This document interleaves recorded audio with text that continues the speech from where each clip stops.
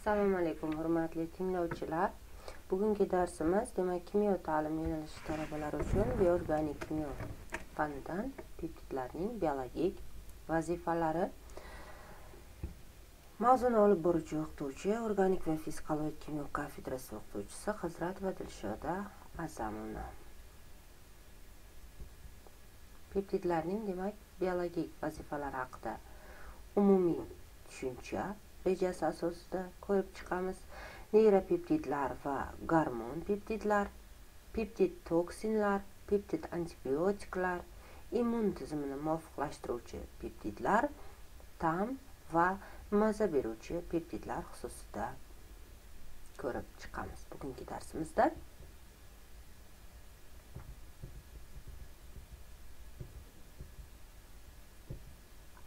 Demak, peptidlarning biologik vazifalari haqida umumiy tushuncha. Oqsil peptid moddalar organizmda turli-tuman biologik vazifalarni bajaradi. Ma'lum gormonlarning asosiy qismi peptidlar hisoblanadi. Bularga oksitotsin, vazopressin, adrenokortikotrop gormoni, glikagon, gastrin, sekretin, xoletsistokinin, bradikinin, angiotenzin kiradi. Hipotalamusning releasing omillari, ya'ni librinlar ham gormonlarga yaqindir. Miya peptidlari, enkefalin, endorfin, xotira va uyqu peptidlari ham katta ahamiyatga ega hisoblanadi. Oqsil peptid moddalar ichida antibiotik vazifasini bajaradiganlari ko'pchilikni tashkil qiladi. Bular qatoriga kolitsin, atinoksantin, neokarsinoksantinlar kiradi. Antibiotik peptidlar katta guruhni tashkil etadi. Gramitsidin, tirotsidin, batsitratsin, polimiksin, valinomitsin, actinomycin, mizin, echinомицin, penitsilin, blastolizin, zaharligi eng yuqori bo'lgan toksinlar ham mikrob oqsillaridir. O'simlik toksinlari ritsin va abrin ham yaxshi o'rganilgan hisoblanadi. Peptid toksinlarga falloidin, amanitin, malforminlar kiradi. Peptid alkaloidlar guruhiga ergotamin, ergozin, ergokristin, fangulanin, skutianin, sitsifinin hamda pandaminlar kiradi. Transport peptidlarga alamititsin va gramitsidin, valinomitsin va iniatinlar kiradi. Himoya oqsillari organizmni patologik holatlar yoki turli kasallik qo'zg'atuvchilarga, bakteriya, virus va toksinga qarshi kurashishni ta'minlaydi. Boshqaruv oqsillari va peptidlarning vazifasi to'liq o'rganilmagan. Tabiiy peptidlar karnozin va anserin ham shu guruhga kiradi. Tirik organizmda oqsil bilan bog'lanmagan yuzlab erkin peptidlar uchraydi. Ularning ko'plari bir qator ichki sekretsiya bezlarining qonga ajratadigan mahsuloti, ya'ni gormonlar, insulin, hayvon va hasharotlarning zaharlari, nerv hujayralarida sintez qiladigan kichik molekulalar, birikmalar, neyropeptidlar, asosan mikroorganizmlar ishlab chiqaradigan antibiotiklar, faol molekulalardir. Eng kichik peptidlar dipeptidlar, anserin va karnozin mushaklarga uchraydi. Neyropeptidlar bo'sh miyada aniqlangan peptidlar hisoblanadi. Ular markaziy nerv sistemasi vazifalariga ta'sir etish qobiliyatiga ega. Bu guruhga yuqori biologik ta'sir spektrlariga ega bo'lgan gipotalamus va gipofiz peptidlari ham kiradi. Shak shubhasiz, neyropeptidlar soni ancha, ammo ulardan ayrimlarigina to'liq o'rganilgan. Ko'pchilik neyropeptidlar nerv hujayralari orqali sintezlanadi. Opioid peptidlarning biologik ta'siri: og'riq sezuvchanligini boshqarish, analgeziya, jo'shqin xulq-atvor, xotira va o'rganib qolishga bog'liq bo'ladi. Bu peptidlar o'simliklardagi analoglarga o'xshab narkotiklar uchun xarakterli bo'lgan hodisalarni keltirib chiqaradi. O'rganib qolish, jismoniy mutelik, nafas olishning qiyinlashishi va yurak faoliyatining yomonlashishi. Opioidlarning ta'sir mexanizmi miya neyromediatorlari dopamin, asetilxolin, noradrenalin va boshqalarning sekretsiya jarayonida ishtirok etishiga asoslangan. Opioidlarning barcha biologik effektlari bitta antagonist nalokson bilan so'ndiriladi. Oksitosin vazopressin asab, nerv to'qimasida ajratib olingan ilk biofaol peptid hisoblanadi. 1924-yilda Abel tomonidan ajratib olingan. Bu neyrogormonlarning tuzilishi kimyoviy sintez yo'li bilan 1953-yilda tabiiy peptidlarni birinchi marta to'liq sintezlash orqali aniqlangan.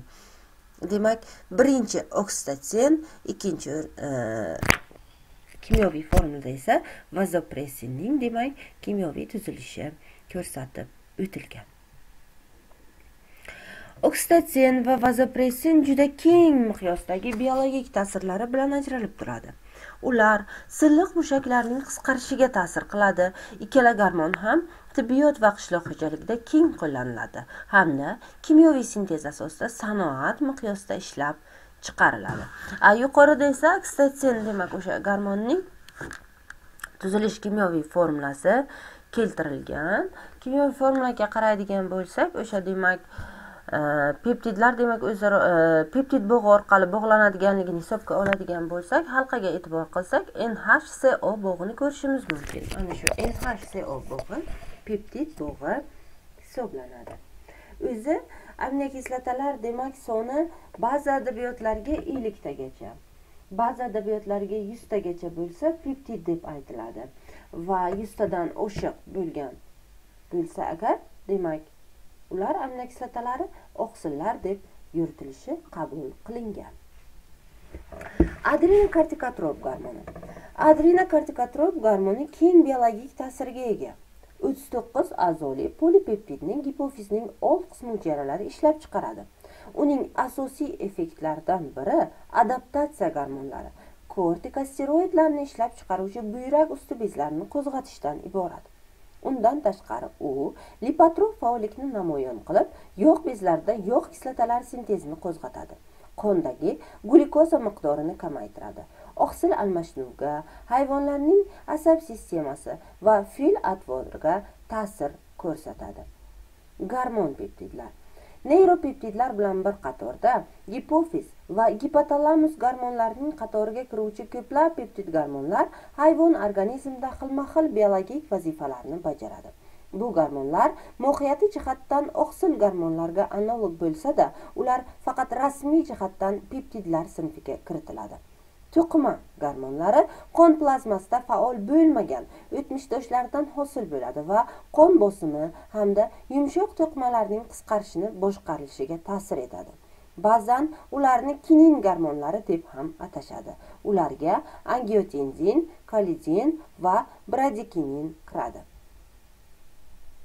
Angiotenzin 19-asrning oxiriga kelib arterial qon bosimini boshqarishda buyraklar ishtirok etishi aniqlandi va tezda buyrak bo'stlog'idan renin degan modda ajratib olindi.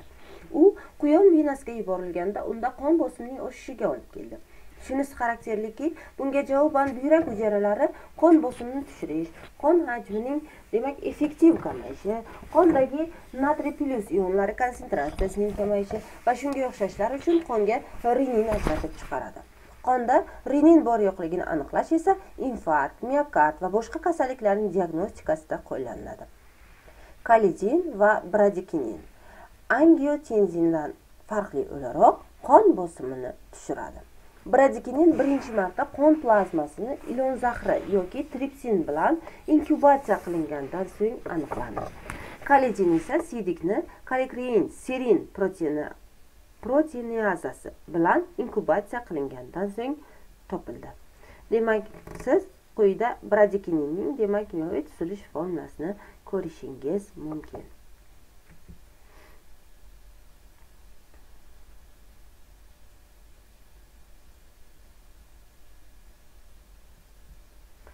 Glikagon. Oshqozon osti bezida insulindan pastroqda uglevodlar almashinuviga ta'sir qiluvchi boshqa gormon glikagon ishlab chiqariladi. Bu 29 aminokislota qoldig'idan iborat peptid jigardagi glikogen parchalanishi hisobiga qondagi glyukoza miqdorini oshiradi. Muskullardagi glyukoza 6 fosfat miqdorini ko'paytiradi va lipomimetik ta'sirga ega hisoblanadi. Demak, glyukazonda aminokislotalar ketma-ketligi quyida berilgan, demak, kimyoviy formulada o'z aksini topgan.